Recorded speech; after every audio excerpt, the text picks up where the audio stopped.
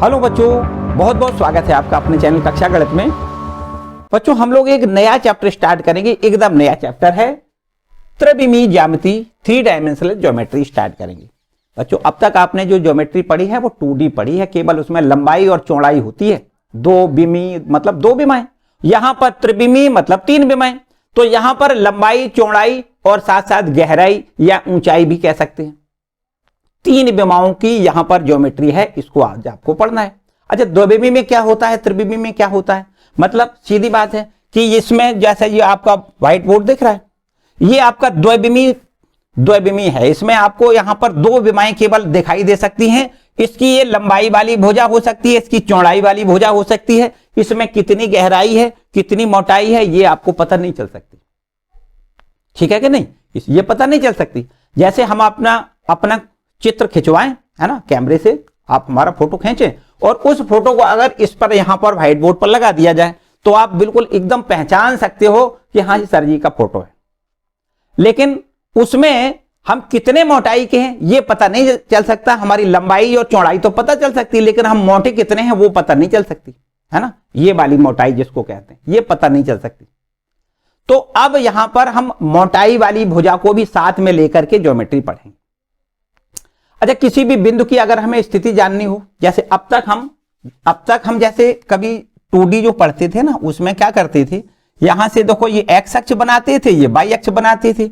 ये मूल बिंदु हो जाता था, ये एक्स अक्ष की धनात्मक दिशा और ये एक्स अक्ष की ऋणात्मक दिशा, और इसी प्रकार ये वाई अक्ष की धनात्मक और ये आपकी वाई अक्ष की ऋणात्मक दिशा। इसी प्रकार तो बनाते थे यहां पर, है ना, इस प्रकार से यहां पर हम इस प्रकार से बनाते थे। तो इसमें अगर हम किसी भी बिंदु को दर्शाते थे तो इस प्रकार से कि यहां से देखो, अगर मूल बिंदु से x इकाई दूरी चले और यहां से ऊपर की ओर y इकाई दूरी चले, तो यहां पर एक बिंदु हमें जो प्राप्त होता था उसको हम लिखते थे x, y। x मूल बिंदु से x इकाई दूरी x अक्ष पर चले और y अक्ष पर y इकाई दूरी चल के यहां पर पहुंच गए, तो इस बिंदु को हम दिखाते थे x, y। ठीक है।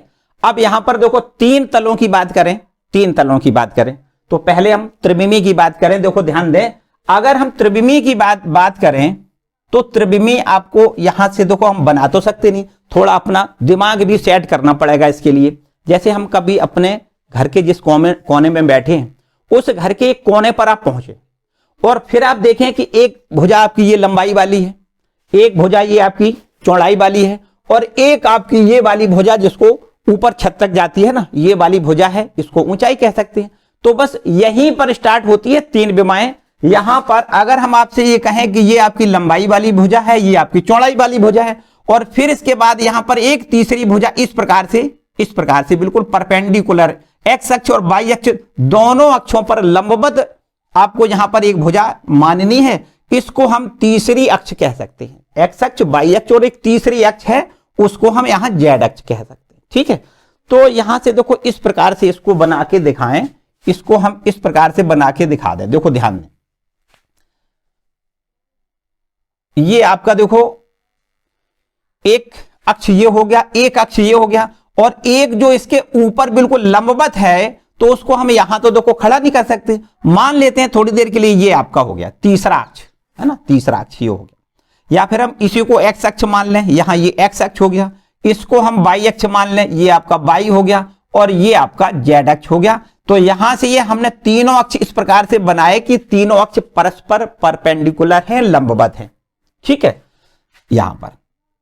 अच्छा, यहां पर अगर हम यहां पर कोई बिंदु दिखाना चाहें, मान ले स्पेस में कोई बिंदु आपका यहां पर एक हमें प्लॉट करना है, ये मान लेते हैं P बिंदु है, तो हम P बिंदु को कैसे प्लॉट करेंगे? देखो ध्यान दें, ये तो आपका हो गया मूल बिंदु, और मूल बिंदु से हम मानते हैं एक्स अक्ष पर x इकाई दूरी चले, x अक्ष पर कितनी चले, x इकाई दूरी चले और यहां पर हम पहुंच गए।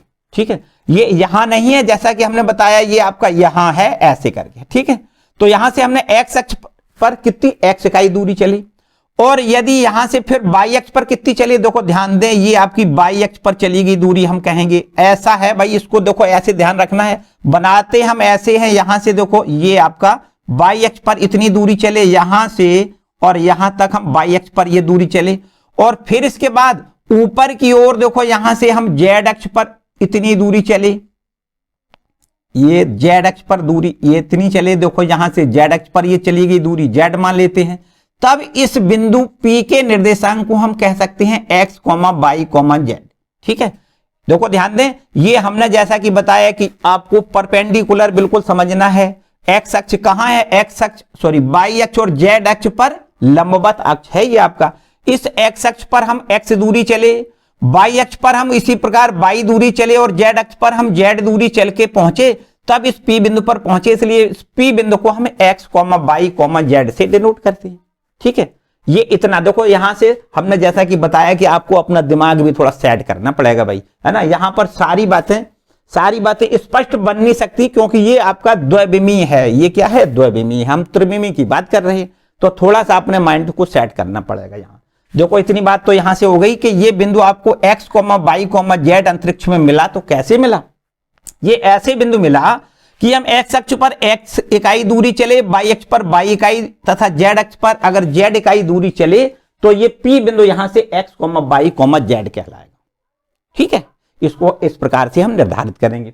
अच्छा, इसके बाद देखो कुछ इस प्रकार से और समझना है। यहां से मुख्य बात जो है वो इस प्रकार से है, जैसे हम आपसे ये कहें, देखो इसको तो पहले रब कर लेते हैं, ठीक है, या इसको बना रहने दें इस प्रकार से। देखो कुछ और बातें यहां पर आपको समझनी है। देखिए, ये आपकी x अक्ष, y अक्ष और z अक्ष, ये आपकी x अक्ष, y अक्ष और z अक्ष। यहां से इस x अक्ष, y अक्ष और z अक्ष ने इस तल को 8 भागों में विभाजित किया। कितने भागों में, 8 भागों में। आप कहोगे ये तो सर 8 भाग लग नहीं रहे, 8 कैसे हो गए। देखो ऐसे हो गए भाई, यहां से ये आपकी x अक्ष है ना, x अक्ष ये है, और x अक्ष ये है, और x अक्ष की ऋणात्मक वाली दिशा देखो इधर जाएगी। किधर, बोर्ड के ये x अक्ष की धनात्मक दिशा इधर है, और अंदर बोर्ड के अंदर की ओर जो जाएगी उसको क्या कहेंगे हम, ऋणात्मक दिशा कहेंगे। ये आपकी x अक्ष की ऋणात्मक दिशा है।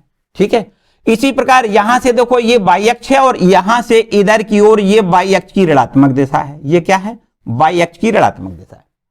इसी प्रकार ऊपर की ओर z अक्ष की धनात्मक दिशा है, और नीचे की ओर यहां से ये आपकी z अक्ष की ऋणात्मक दिशा कहलाएगी। बात ध्यान से समझना है आपको। यहां पर देखो एक बात यहां से कुछ इस प्रकार समझ सकते हो। यहां से तो मेरे ख्याल से शायद कुछ कम समझ में आए, लेकिन हम यहां कोशिश करें। देखो ध्यान दें, ये आपने देखा, ये देखो ना, ये एक अक्ष ये हो गया, एक ये हो गया, है ना। अब यहां से एक तीसरा ये x अक्ष हमने इस प्रकार से यहां पे देखो रखना है, इस प्रकार से। तो ये क्या हो गया, देखो ध्यान दें, ध्यान से समझना भाई, इसको ध्यान से समझना है। ये आपका x अक्ष की ये ऊपर वाली दिशा है, और यहां से ये x अक्ष की ये जो इधर की ओर निकली है, ये x अक्ष की क्या है, ऋणात्मक वाली दिशा है ना। ये आपकी x अक्ष की ऋणात्मक वाली दिशा है। तो इस प्रकार से आपको देखो समझना है कि यहां से ये y अक्ष हो गया, ये y अक्ष की ऋणात्मक दिशा, ये z अक्ष और ये z अक्ष की ऋणात्मक दिशा, और यहां से ये x अक्ष है और ये x अक्ष की ऋणात्मक दिशा इसके अंदर की ओर है। ठीक है, तो अब बताओ भैया ये कितने भाग में बट गया, ये तल कितने भागों में बट गया, ये बताना चाह रहे हैं आपको। देखो ध्यान दें, ये इस तरीके से आप देखो ध्यान से 1 2 3 4, यहां से देखो चार भाग तो इधर हो गए, 4 भाग। या हम इसको अगर यहीं पे मान लें, तो यहां देखो हम इस प्रकार से समझने की कोशिश करोगे तो समझ में आएगा। यहां पर देखो इस प्रकार से, तो ये हो गया आपका ये ठीक है, 1 2 3 4 तल हो गए ना। अब ये इसने क्या किया, ये जो आपका x अक्ष है और इसके अंदर की ओर अक्ष है, तो यहां से जो 4 तल यहां बन गए, 1 2 3 4। अब ये जब अंदर जाएगा तो उधर से जब देखोगे ना बोर्ड के उस साइड से, तो उधर भी साइड में 4 आपके ये भाग दिखाई देंगे, ये 4 भाग उधर भी दिखाई देंगे। जैसे कि आपके 1 2 3 4 यहां दिखाई दे रहे, उधर आप अगर इधर को ये वाली अक्ष को बोर्ड के अंदर की ओर प्रवेश करवा दें, मन में सोचें तो उधर भी आपको यही 4 भाग दिखाई देते हैं कि नहीं। तो हम ये कह सकते हैं कि ये पहला, दूसरा, तीसरा, चौथा, 4 आपके ये ऊपर वाले भाग हैं, और 4 ही भाग बिल्कुल जस्ट उसके पीछे हैं, जिसको 5वां, 6वां, 7वां और 8वां भाग कहते हैं। तो ये अष्टांक कहलाता है। क्या कहलाता है, अष्टांक कहलाता है। मतलब 8 भागों में ये बट जाता है। कितने में बट जाता है, x अक्ष, y अक्ष, z अक्ष, ये तीनों अक्षें इस तल को 8 भागों में बांटती हैं। इसको प्रथम अष्टांग, द्वितीय अष्टांग, तृतीय अष्टांग और चतुर्थ अष्टांग कहते हैं। तथा इसके जस्ट पीछे जो आपका पहला अष्टांग है ना, उसके पीछे पांचवा, ये दूसरा है उसके छठवां, और ये तीसरा है उसके पीछे सातवां, और ये चौथा है उसके पीछे आठवां अष्टांग बनता है। ये आपको समझना है, ठीक है। अब देखो ध्यान दें, पूरी बात अच्छे से समझना है, ध्यान से समझना है भैया। ये अष्टांकों के कुछ नाम हैं, इन अष्टांकों के नाम क्या है देखो समझना है आपको। ये क्या है, फर्स्ट अष्टांग, मतलब इसमें देखो क्या क्या की जरूरत पड़ी। इसमें जरूरत पड़ी एक्स ओ बाई जेड। क्या मतलब है इसका, देखो इसका मतलब है इसके इस अष्टांग को बनाने में किसकी किसकी जरूरत है, एक्स ओ बाई जेड, है ना। एक्स अक्ष, बाई अक्ष, जेड अक्ष, और ये मूल बिंदु को लेकर के ये अष्टांग तैयार हुआ है। इसको हम कहते हैं पहला अष्टांग। ये है आपका पहला अष्टांग, ठीक है, पहला अष्टांग है। अच्छा, दूसरा अष्टांग ये है, इसमें क्या है देखो ध्यान दें, ये एक्स अक्ष में देखो ध्यान दें, इसमें क्या है, इस वाले में क्या है कि ये आपका देखो एक्स अक्ष की तो ऋणात्मक दिशा में आए हम, एक्स अक्ष की ऋणात्मक दिशा में, द्वितीय चतुर्थांश है ना। अगर वही पुरानी बात करें द्वितीय चतुर्थांश वाली, ये प्रथम चतुर्थांश, ये द्वितीय चतुर्थांश, तो यहां से ये कैसे, इसमें कैसे आते हैं हम, एक्स अक्ष की ऋणात्मक दिशा में आए, इसलिए यहां पर एक्स डैश लिखना है, ठीक है। फिर ओ बाई जेड लिखना है, ठीक। एक्स अक्ष की ऋणात्मक दिशा, बाई की धनात्मक, जेड की धनात्मक, ये आपका सेकंड अष्टांग हो जाएगा, दूसरा अष्टांग हो जाएगा। तीसरे अष्टांग की बात करें तो यहां पर देखो एक्स भी ऋणात्मक है, बाई भी ऋणात्मक है, लेकिन आपका जेड है वो आपका प्लस में है, तो आपको यहां पर ये लिखना है पहला अष्टांग आपका ये हो गया। देखो इसको क्या कहते हैं, पहला अष्टांग कहते हैं। इसको क्या कहते हैं, ये आपका दूसरा अष्टांग है, इसका नाम है x dash o by z, ठीक है, इसको कहते हैं दूसरा अष्टांग। तीसरा अष्टांग इसको कहते हैं, देखो ध्यान दें, तीसरे अष्टांग पे जब हम पहुंचे तो एक्स अक्ष की ऋणात्मक दिशा, बाई अक्ष की भी ऋणात्मक दिशा और जेड अक्ष की धनात्मक दिशा है, इसलिए इसको लिखना है x dash o by dash z dash, ठीक है। अच्छा, इस पर आए तो कैसे आए, ध्यान करो, एक्स अक्ष की तो धनात्मक दिशा है, एक्स अक्ष की धनात्मक दिशा है, ओ मूल बिंदु लिखना है, बाई अक्ष की ऋणात्मक दिशा है और जेड अक्ष की भी देखो धनात्मक दिशा है, इसलिए इस अष्टांग को हम कहते हैं चतुर्थ अष्टांग कहते हैं, फोर्थ ये आपका हो गया, ठीक है, ये फोर्थ हो गया, ये आपका थर्ड हो गया, ठीक है, ये सेकंड और ये फर्स्ट। अब देखो चार अष्टांग तो हमने ये फ्रंट वाले लिख लिए, चार इसके जस्ट पीछे हैं, उनके भी नाम है, ध्यान से समझना है। हमने बताया कि अब इसके एक के जो पीछे बनता है वो आपका पांचवा होता है। तो पांचवें अष्टांग की बात करें, देखो पांचवा अष्टांग का क्या नाम है, यहां पर पांचवें अष्टांग की बात करें तो यहां से देखो एक्स की तो धनात्मक दिशा में जाना है, धनात्मक दिशा में, एक्स ओ बाई और जेड की आपकी ऋणात्मक दिशा है। देखो ध्यान दें, क्योंकि यहां से देखो ध्यान दें, एक्स जो जेड है ना, जेड की बात कर रहे हैं, जेड पीछे वाला है ना, तो पीछे वाले सब ऋणात्मक हैं, जेड में सब पीछे ऋणात्मक है ना, एक्स बाई धनात्मक है, जेड ऋणात्मक लिखना है आपको, तो x o by z dash लिखना है, ये आपका पांचवा अष्टांग होता है। छठवें अष्टांग की बात बताओ भाई, छठवां क्या होगा, छठवां अष्टांग क्या होगा, इसका क्या नाम है। छठवें अष्टांग का मतलब है कि हम देखो एक्स अक्ष की ऋणात्मक दिशा में आए, एक्स अक्ष की ऋणात्मक दिशा में आए, ठीक है, बाई अक्ष की तो हम धनात्मक दिशा में आए, तो यहां पर आपको लिखना है x o by dash z dash, sorry by तो धनात्मक है, जेड ऋणात्मक है, तो ये आपका छठवां अष्टांग है, इसका नाम है x dash o by z dash, ठीक है। अब यहां पर देखो इसका सातवां जो अष्टांग है इसका भी नाम है, इसको भी ध्यान से समझो। इसको हम क्या करेंगे, देखो ध्यान दें, हमने बताया तीन के पीछे बनाना है ना, तीन के पीछे है, तो तीन पर हम जब पहुंचे थे तो एक्स की तो ऋणात्मक है, एक्स ऋणात्मक है, वो लिखना है, बाई भी आपका ऋणात्मक है और जेड भी आपका ऋणात्मक है, ठीक है, जेड भी, जेड तो हर एक मतलब ये आपका पांचवा, छठवां, सातवां, आठवां की जो पीछे अष्टांग है ना, मतलब एक के पीछे, दो के पीछे, तीन के पीछे और चार के पीछे, मतलब पांचवा, छठवां, सातवां, आठवां जो अष्टांग है उसमें जेड कोऑर्डिनेट माइनस का ही लिखना है ना, क्या लिखना है, माइनस का लिखना है, तो माइनस वाले पे डैश लगाना है, बस इतना याद रखो, ठीक है। और इसके बाद यहां देखिए, ये आपका आठवां जो अष्टांग है, आठवां अष्टांग, उसमें कैसे पहुंचे हम, एक्स पर तो धनात्मक चल के आए थे, वो लिखना ही है, ठीक है, और बाई की ऋणात्मक दिशा है, जेड की तो आपको हमने बताया ऋणात्मक लिखना ही है, पांचवें के लिए, छठवें के, सातवें और आठवें के लिए जेड कोऑर्डिनेट आपको ऋण में लिखना है, ठीक है। तो बच्चों ये इनके नाम है। अगर आपसे कहता है कोई कि फर्स्ट क्वाड्रेंट का नाम, फर्स्ट अष्टांग, पहले अष्टांग का नाम बताओ, तो पहले अष्टांग का नाम है XOYZ। क्या है? XOYZ, ये आपका पहले अष्टांग का नाम है। इसके बाद देखो दूसरे अष्टांग का नाम क्या है? X-OYZ। इसको देखो जहां पर डैश लगा है वो समझो नेगेटिव दिशा है, X की ऋणात्मक दिशा है और O मूल बिंदु है, और ये आपका Y की धनात्मक और Z की धनात्मक। ठीक है, यहां पर देखो ध्यान दें, तीसरे अष्टांग की बात करें तो तीसरे अष्टांग में X आपका माइनस का है, ये Y भी माइनस का है, Z आपका प्लस का लिखना है। ठीक है, और इसके बाद में चतुर्थ अष्टांग की बात करो तो X प्लस का है, Y माइनस का है, ठीक है, और Z आपका प्लस का है। तो इस तरीके से ये आपको चौथे अष्टांग का नाम लिखना है XOY-Z। और इसके बाद देखो जो पांचवा अष्टांग है ना, वो आपका क्या है? पहले के पीछे है। तो पहले के पीछे है, इसका मतलब देखो X वही है, Y वही है, केवल Z की ऋणात्मक दिशा हो गई, केवल इतना याद रखना है। X Y तो वही है, Z की ऋणात्मक दिशा हो गई। बिल्कुल ठीक इसी प्रकार दूसरे के पीछे आपका ये छठवां है। तो यहां पर देखो X वही है, Y वही है, केवल Z की दिशा ऋणात्मक हो गई, क्योंकि पीछे वाले हैं ना, तो Z की सब ऋणात्मक दिशा है, याद रखना है। तो यहां पर Z को हमें Z डैश में बदलना है बस। इसी प्रकार देखो 3 के पीछे है ना, तो यहां पर 3 के पीछे अगर 7 है तो इसका मतलब X तो को वही रखना है, X डैश रखना है, और Y डैश वही रखना है, केवल Z की ऋणात्मक दिशा हो गई, इसलिए हमें यहां Z डैश रखना है। ठीक है, और बिल्कुल इसी प्रकार ये चौथे के पीछे आपका 8वां है, तो आपको देखो X वही है, Y डैश वही है बिल्कुल, और Z की हमने ऋणात्मक दिशा करनी है, बस Z पर डैश लगाना है, इतनी याद रखना। ठीक है, तो ये तो हमारे 8 अष्टांग हो गए, इनके नाम इस प्रकार से याद रखना है। इसके बाद देखो कुछ बिंदु दिए जाएंगे और उससे आपसे ऐसा कह सकता है कि आप पहचानो कि किस अष्टांग में है, दिया गया बिंदु किस अष्टांग में है, हम कैसे पहचानेंगे? बच्चों बहुत ध्यान से समझना है।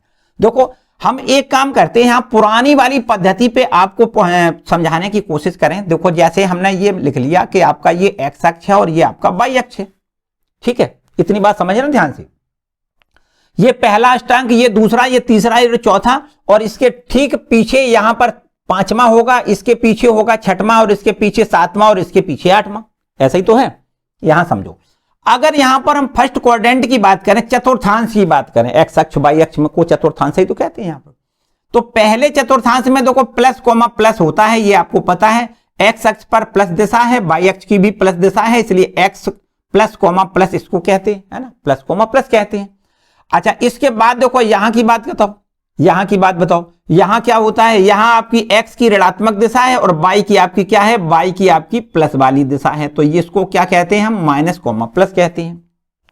इसमें X भी माइनस होता है, Y भी माइनस होता है, इसको माइनस कोमा माइनस कहते हैं। और यहां इसको हम देखो X की प्लस दिशा है और Y की आपकी माइनस दिशा है, इस तरीके। ठीक है, अब बात करें Z अक्ष की। तो यहां देखो Z आपको प्लस लिखना है। क्या लिखना है? Z आपको प्लस लिखना है। ये आपका प्रथम अष्टांग है, जिसमें देखो ये लिखा है X भी प्लस है, Y भी प्लस है, Z भी प्लस है। तो यहां से आपको प्लस प्लस प्लस, मतलब अगर तीनों X निर्देशांक, Y निर्देशांक, Z निर्देशांक तीनों अगर प्लस में है, तो इसका मतलब इसको हम प्रथम अष्टांग में कहेंगे। इस बिंदु को क्या कहेंगे? प्रथम अष्टांग में कहेंगे। अब देखो यहां की बात करें, यहां पर देखो यहां से आपको, चूंकि हमने बताया कि X अक्ष, देखो ध्यान दें, ये आपके पहले, दूसरे, तीसरे ये आपके अष्टांग हैं, इसमें Z की वैल्यू आपको सब में प्लस रखनी है, इसको याद रखो। ठीक है, और इसके पीछे वाले Z की वैल्यू सब में माइनस की रखनी है, ऐसा याद रखिए। ये सब कुछ तो ज्यों का त्यों रखते हैं और बस Z की ऋणात्मक दिशा कर दें।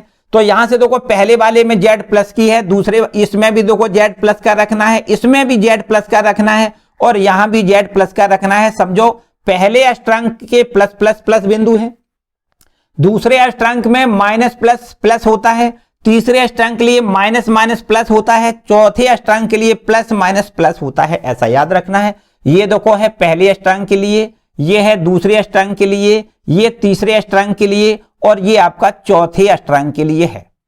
ठीक, अब देखो इसके पीछे की बात करें, इसके पीछे होता है 5वां। तो यहां से देखो इसको नहीं बदलना है, ये तो आपको ज्यों का त्यों रखना है, केवल आपकी Z की दिशा माइनस करनी है। तो यहां से देखिए इसको याद रखना है। 5वें अष्टांग के लिए क्या याद रखना है? 5वें अष्टांग के लिए प्लस प्लस माइनस याद रखना है। ठीक, है तो वही बात, देखो ध्यान दें, प्लस प्लस और ये हमने कहा था डैश का मतलब माइनस, सीधी बात है। तो इसको आपको माइनस याद रखना है। अब देखो यहां की बात करें तो यहां भी क्या है, देखो ये इसको नहीं बदलना है, ये माइनस है ये प्लस है, केवल जेड वाले को बदलना है, बस पीछे वाला मिल जाएगा। पीछे का मतलब 2 के पीछे होता है 6 होता है, 2 के पीछे क्या होता है 6, तो इसको हम यहां पर 6 लिख सकते हैं। ठीक है, छठवां अष्टांक माइनस प्लस माइनस में होगा, इसके बिंदु एक्स निर्देशांक माइनस का होगा, वाई निर्देशांक प्लस का होगा और जेड निर्देशांक भी माइनस में होगा।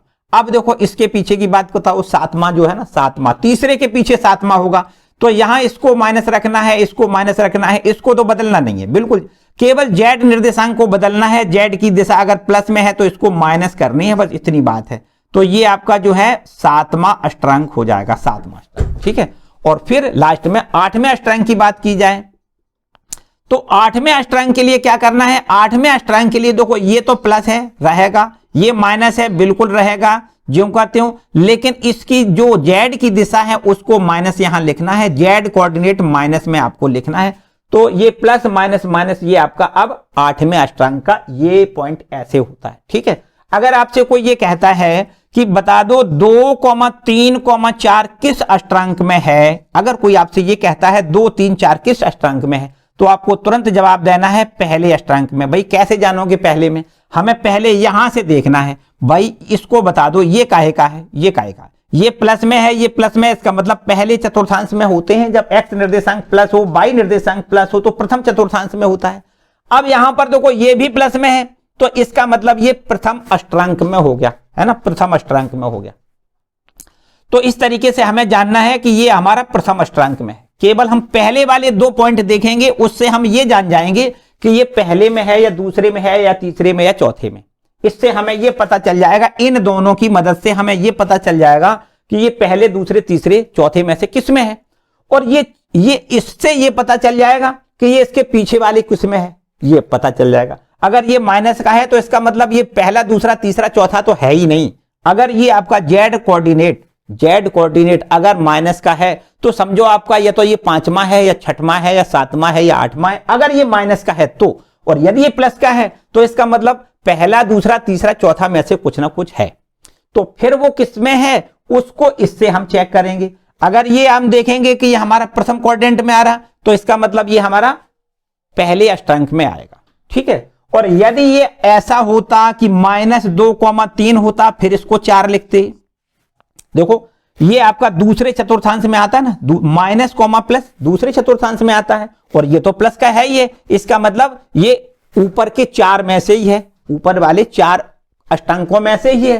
तो यहां से आप देख सकते हो ये माइनस कॉमा प्लस ये शो कर रहा है कि ये आपका दूसरे अष्टांक में है। किस अष्टांक में है, सेकेंड अष्टांक में है, ये आपका फर्स्ट में है, ये सेकेंड में। और यदि ऐसा हो जाए कि ये भी माइनस का है, ये भी आपका माइनस का है और ये माइनस का है, -2, -3, और ये आपका प्लस का है, तो यहां से देख सकते हो कि ये आपका देखो प्लस का है। इसका मतलब इससे हमें ये केवल पता लगाना है कि ये फ्रंट साइड का है या बैक साइड का है। तो इसको ये तो हमने प्लस का देख के पता चला लिया कि भैया ये फ्रंट साइड वाला ही है ना। अब इसको देख लो, ये काय में है, ये माइनस का है, माइनस का, दोनों माइनस माइनस, इसका मतलब थर्ड में है, पक्की बात है ना। इसको हम थर्ड से मान लेंगे, तो इसको हम लिख देंगे ये आपका थर्ड क्वाड्रेंट में है। ठीक है, और इसके बाद यहां पर अगर ऐसा हो कि ये आपका हो प्लस में और ये आपका हो माइनस में और ये आपका प्लस में, इस प्रकार से हो देखो, तो हमने क्या बताया कि इस 4 को देख के तो हमें यह देखना है कि पहले चतुर्थ चारों में से कोई है। बस अब कौन में इन चारों में से कौन सा है वो इससे देखना है। तो ये देखो प्लस का है, ये माइनस का है, इसका मतलब ये आपका चतुर्थ चतुर्थांश में है।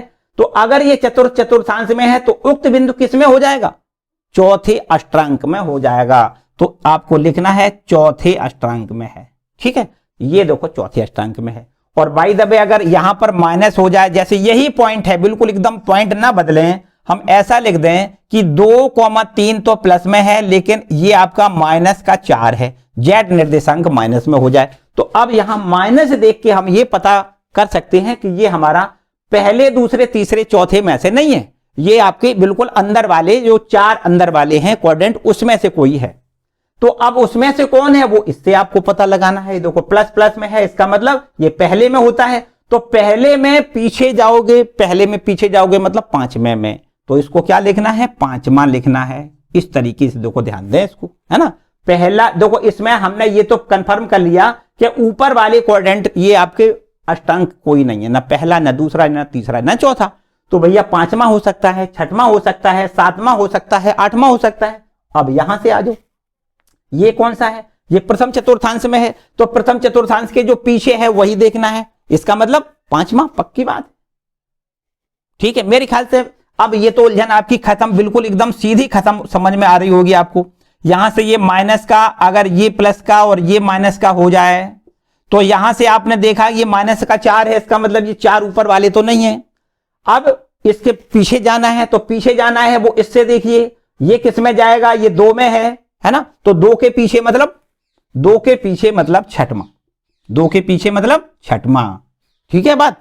अब यहां से देखो और आगे की बात करो, यहां की आ जाओ, तो अगर ये आपका माइनस का है, ये भी आपका माइनस का है और ये भी आपका माइनस का है, देखो ध्यान दें, तो अगर ये माइनस में है इसका मतलब 1 2 3 4 में से है नहीं, हमें कहां जाना है, इसके पीछे जाना है। पीछे कहां जाना है, देखो ये 3 है तो 3 के पीछे जाना है, 3 के पीछे होता है सातवां, ये हो गया सातवां। मेरे ख्याल से आप तो समझ में आई होगी बात। और यदि ऐसा हो जाए कि ये आपका हो जाए प्लस का और ये आपका माइनस का और ये भी माइनस का, तो आप बता दो देखो कौन सा होगा, इसको क्या कहोगे, इसको हम आठवां कहेंगे। क्यों कहेंगे, क्योंकि ये देखो -4 लिखा है, इसका मतलब फ्रंट वाले 4 तो है नहीं, इसके पीछे वाले हैं। पीछे कहां है, इस पर आ जाओ, ये चौथा है, चौथे के पीछे आठवां होता है, तो बस इसको आठवां अष्टांक लिखना है। अब तो मेरे ख्याल से अष्टांकों का पूरा ज्ञान हो गया होगा, किसी को कोई समस्या नहीं। तो अगर आपको ये समस्या नहीं है तो समझो एक्सरसाइज पहली वाली कंप्लीट। इतनी बातें एक्सरसाइज की हैं सारी।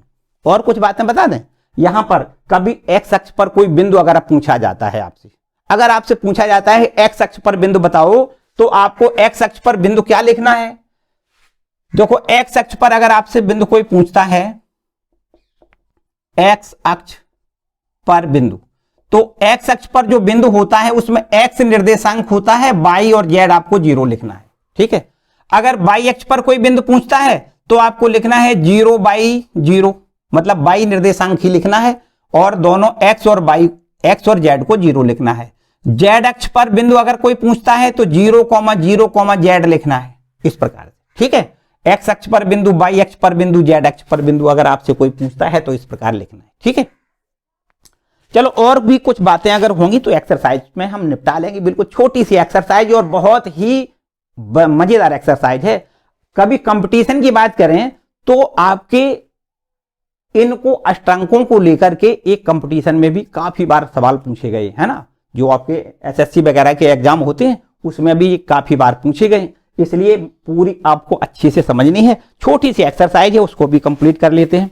चलो इतना नोट करें और फिर इसके बाद हम ये एक्सरसाइज जो 12.1 है इसको हम देखेंगे। देखो केवल एक्सरसाइज करने में आपको ज्यादा से ज्यादा 10 मिनट लगेंगे, ज्यादा का काम नहीं है, 10 हो सकता है 10 ना लगे, छोटी सी एक्सरसाइज। ठीक है, तो भैया इसको रब कर लें।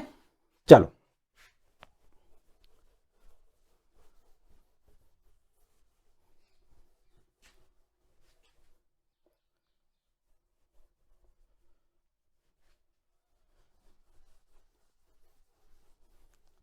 स्याही चपक जाती है भाई, है ना, सर्दी का सीजन है तो ये स्याही भी अपना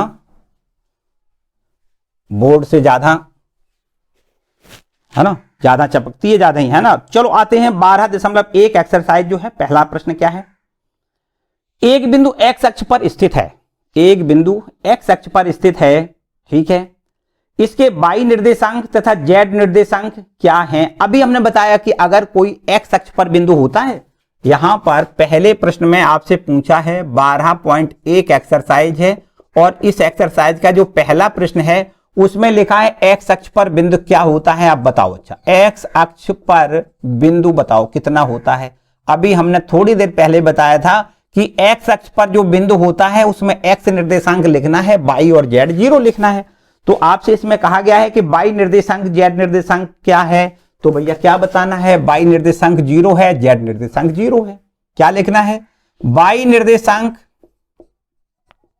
क्या लिखना है, y निर्देशांक 0, और z निर्देशांक भी आपको क्या लिखना है, 0 लिखना है।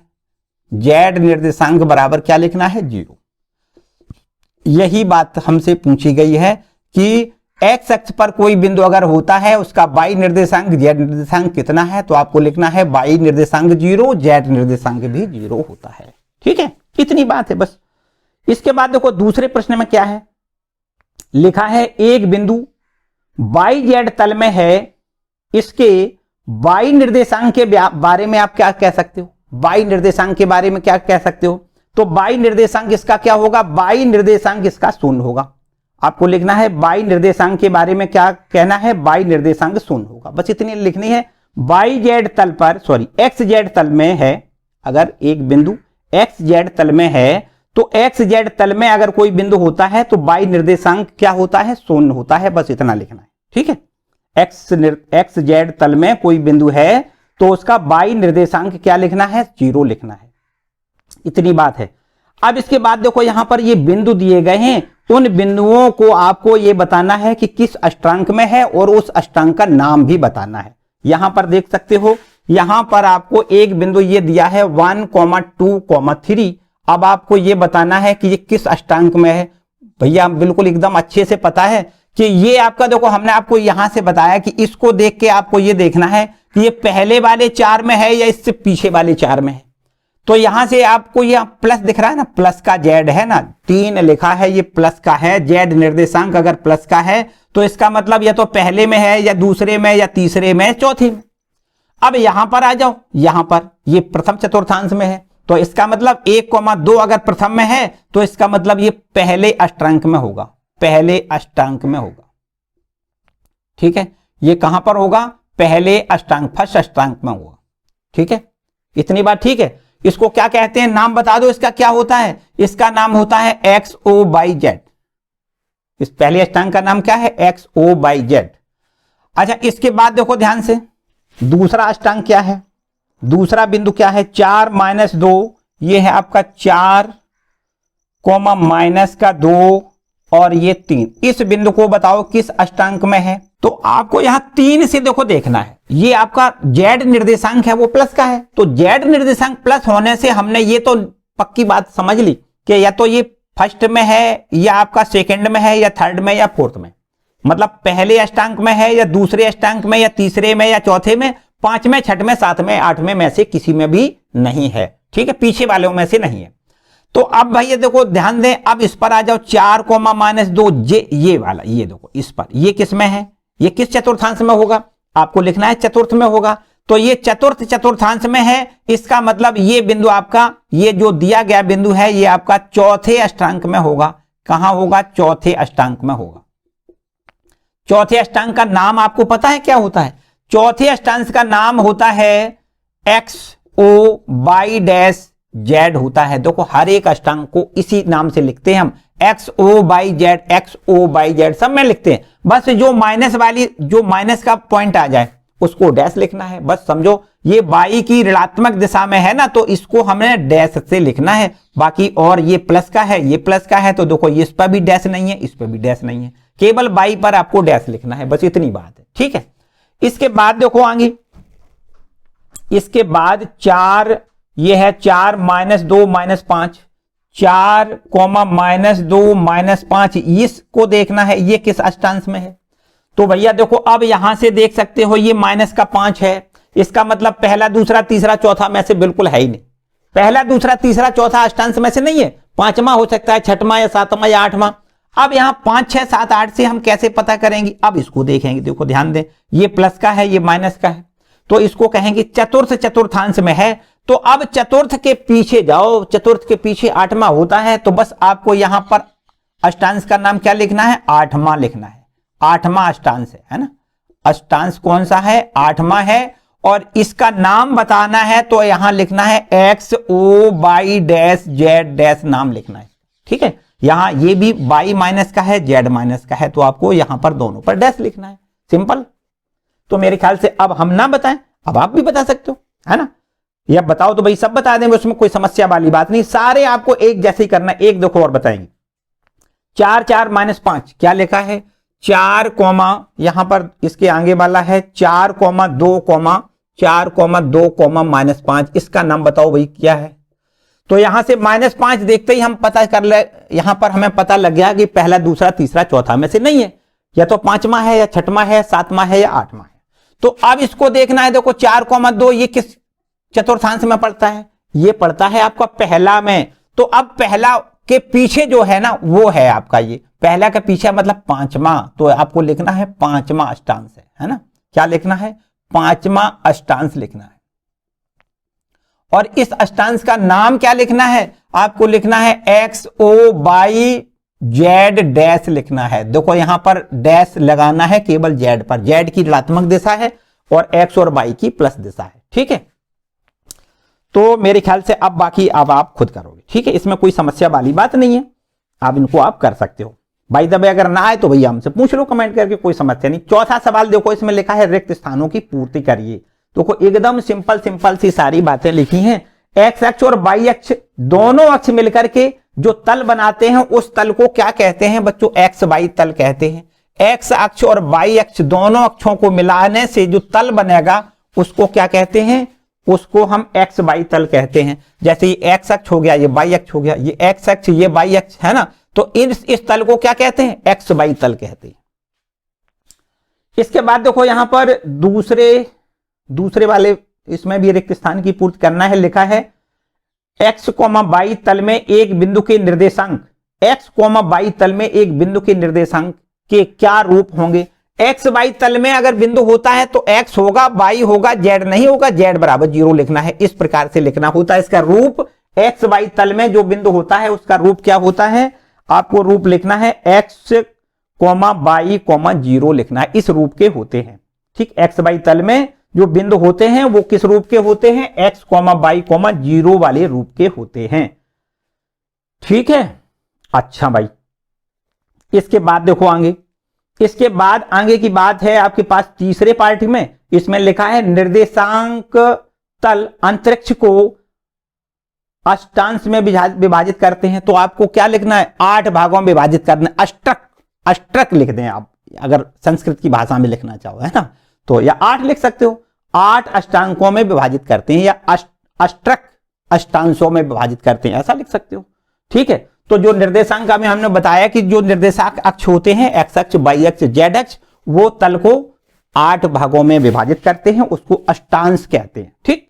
चलो इतनी बात है, केवल यहां पर बेसिक सारी बातें, केवल छोटी छोटी सी बातें थी, लेकिन छोटी जरूर हैं लेकिन मोटी बहुत ज्यादा हैं, उनको आपको अच्छे से समझ लेना है। बस आगे की प्रश्नावली जो भी है वो बिल्कुल एकदम आसान सी एक्सरसाइज है और बहुत ज्यादा कोई समस्या वाली बात नहीं है। 2 बिंदुओं के बीच की दूरी क्या होती है, त्रिभुज के केंद्रक के निर्देशांक क्या होते हैं, रेखा के मध्य बिंदु के निर्देशांक क्या होते हैं, इन बातों को आपको समझना है अगली वाली एक्सरसाइज में, ठीक है। तो आज के लिए बच्चों इतना ही, अगले वीडियो में मिलते हैं, ठीक है। वीडियो को लाइक ना किया हो तो जरूर कर दें, चैनल पर नए आए हैं तो चैनल को भी सब्सक्राइब कर लें। मिलते हैं अगले वीडियो में।